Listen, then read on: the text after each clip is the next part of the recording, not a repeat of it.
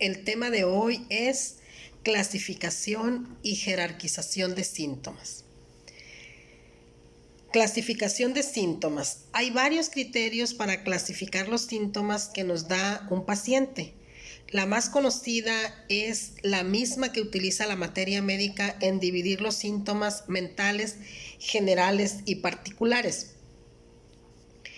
De acuerdo a la profundidad, de manera tradicional, mental, general y particular. Un síntoma mental siempre es más profundo que un síntoma local o particular. Por lo tanto, quizás sea el más importante para la selección del remedio. Sin embargo, muchas veces se confunde un síntoma mental con un rasgo de la personalidad del paciente. Para ser considerado síntoma mental, debe primero estar modalizado y ser parte de los síntomas característicos raros y peculiares del enfermo, según se nos habla en el parágrafo 153 y que se han resaltado o desarrollado junto con su enfermedad.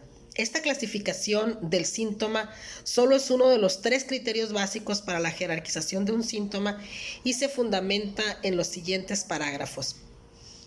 Selección de los síntomas para poder seleccionar el remedio. Por la profundidad que va de lo mental a lo particular, dice el parágrafo 209. El médico procurará trazar el cuadro de la enfermedad tan completamente como sea posible, a fin de estar en condición de dilucidar los síntomas más notables y peculiares, de acuerdo con los cuales elige el primer remedio antisórico o cualquier otro que tenga el parecido sintomático más grande para comenzar el tratamiento.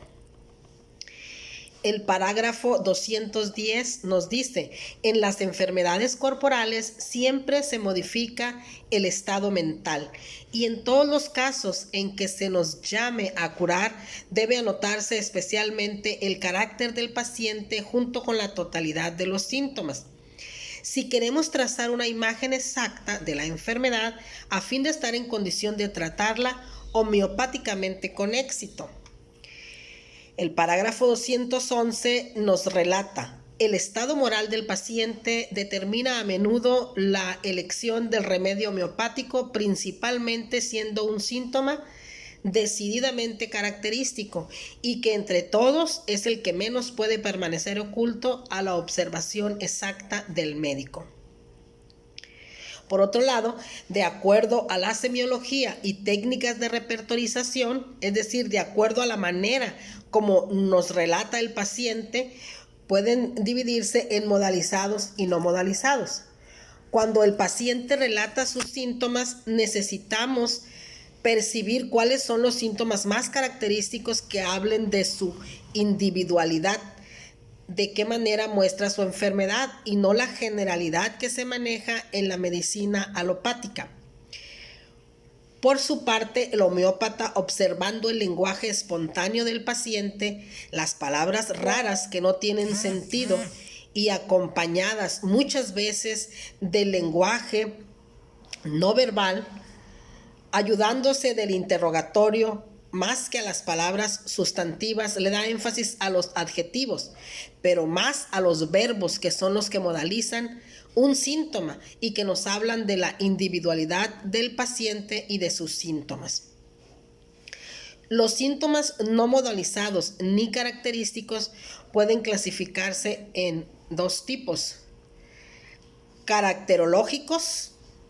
No son síntomas en realidad, son rasgos de la personalidad que lo han acompañado o desarrollado durante toda su vida en un estado relativamente sano. Por ejemplo, ser irritable, tímido, celoso, es algo característico de la personalidad y no se les puede dar ningún valor o puntaje dentro de una repertorización. Su valor siempre será, o salvo aquellos casos en los que no hay síntomas característicos o modalizados, casos no muy claros, entonces se les podrá dar algún valor máximo de 1 en una escala de 3. También pudieran ser considerados en un momento como síntomas confirmatorios de un remedio, pero hay que reiterar que serían síntomas confirmatorios de muy escaso valor. Los auxiliares Estos son síntomas que pertenecen más a la enfermedad que al individuo, y aquí se encuentran principalmente los síntomas patognomónicos, que son los que describen una enfermedad.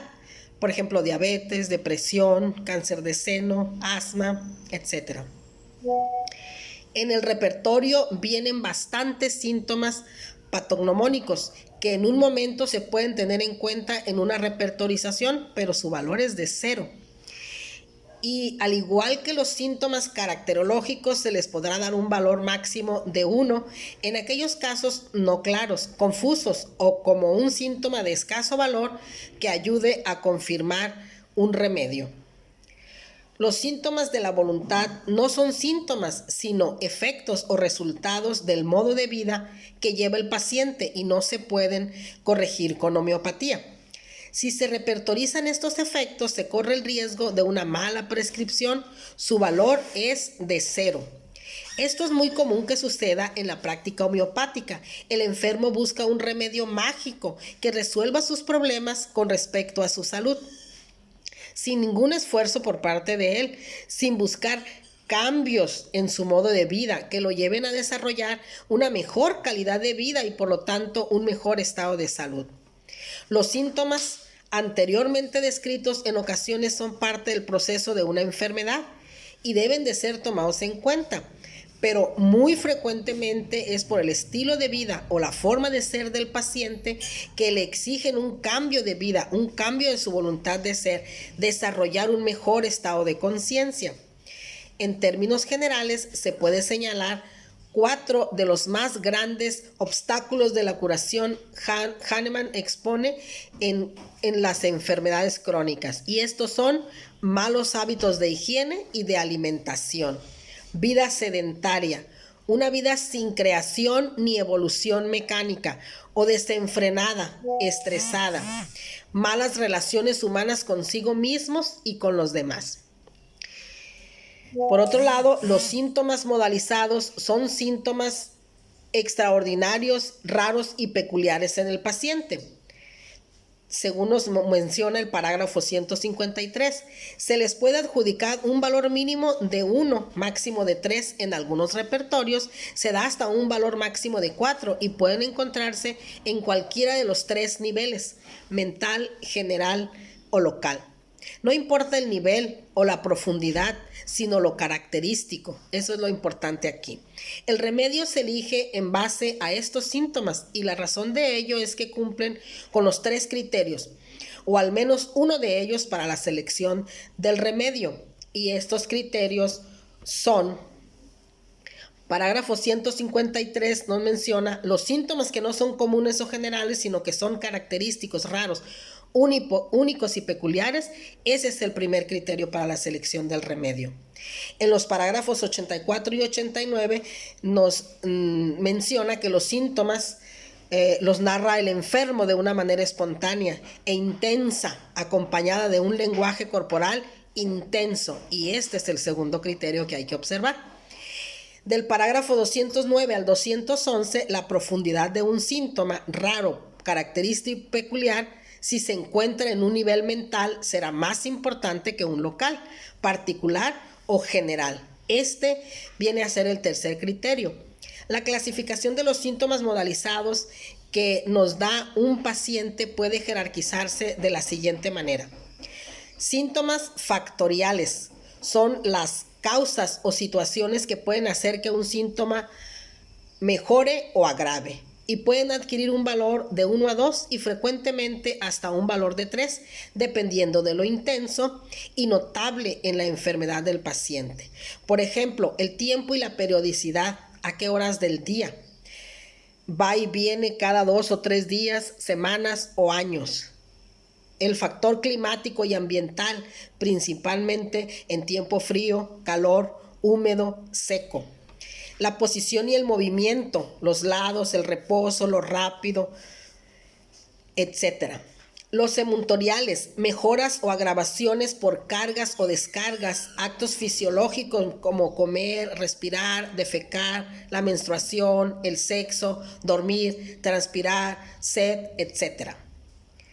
También se puede hablar de los síntomas concomitantes, que son los síntomas que se manifiestan al mismo tiempo que otros o alternan primero uno seguido de otro y su valor es de 1 a 2, aunque también suelen tener un valor de 3, dependiendo de lo intenso y notable que sea en la enfermedad del paciente. Por ejemplo,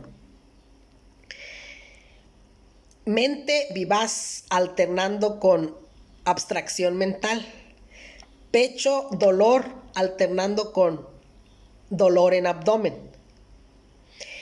Los síntomas etiológicos o causales, más que síntomas, son causas de las cuales los síntomas son sus efectos. Es decir, la predisposición a desarrollar cierto tipo de enfermedad en particular.